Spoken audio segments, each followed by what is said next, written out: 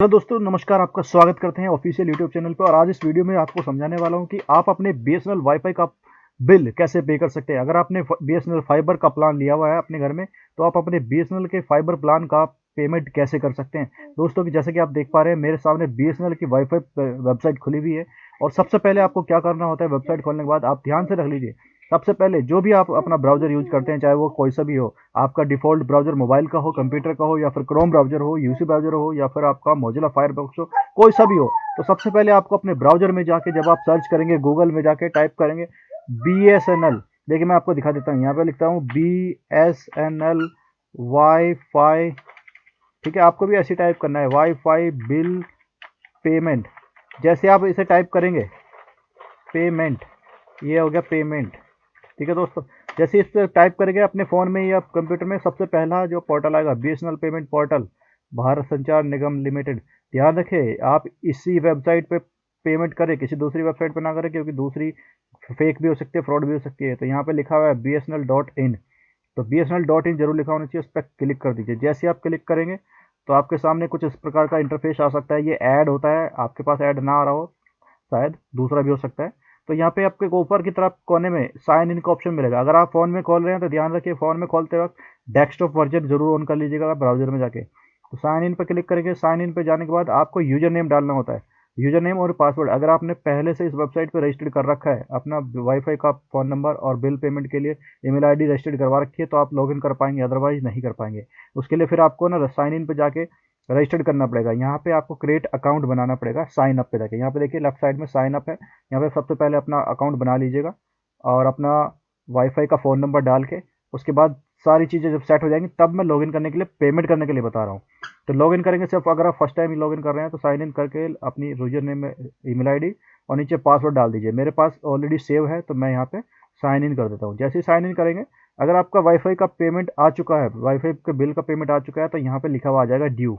Due ऐसे करके कि कितने दिन रह गए आपके। मेरे पास 12 दिन रह रहे हैं पेमेंट जमा करने का, और 707 रुपये का बिल प्लान है मेरे पास।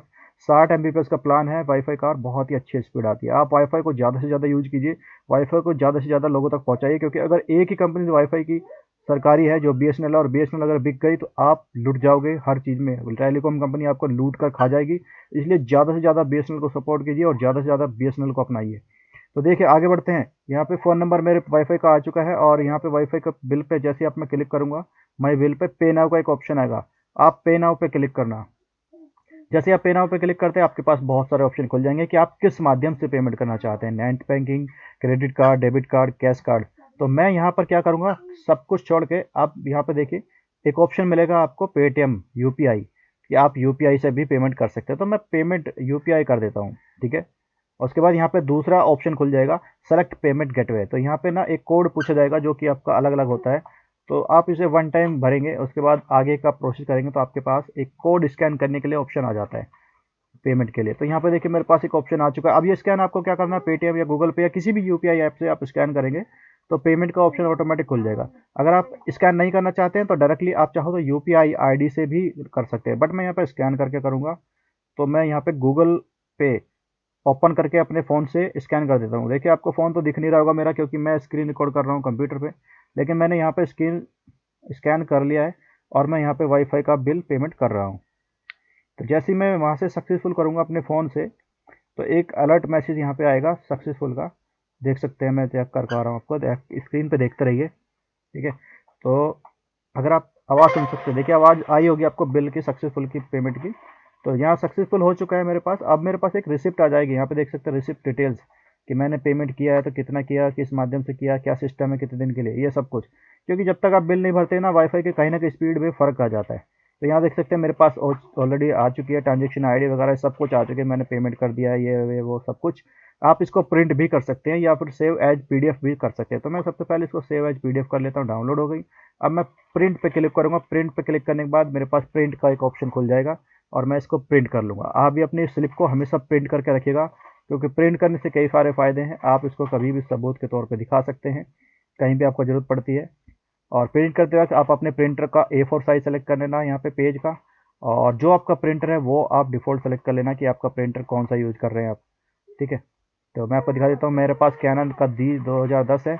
और यहाँ पे मैं प्रिंट पे क्लिक कर देता हूँ। और यहाँ पे जैसे प्रिंट पे क्लिक करता हूँ, ऑलरेडी यहाँ पे प्रिंट की जो कमांड है वो चालू हो चुकी है और मेरा प्रिंटर भी चालू हो चुका है।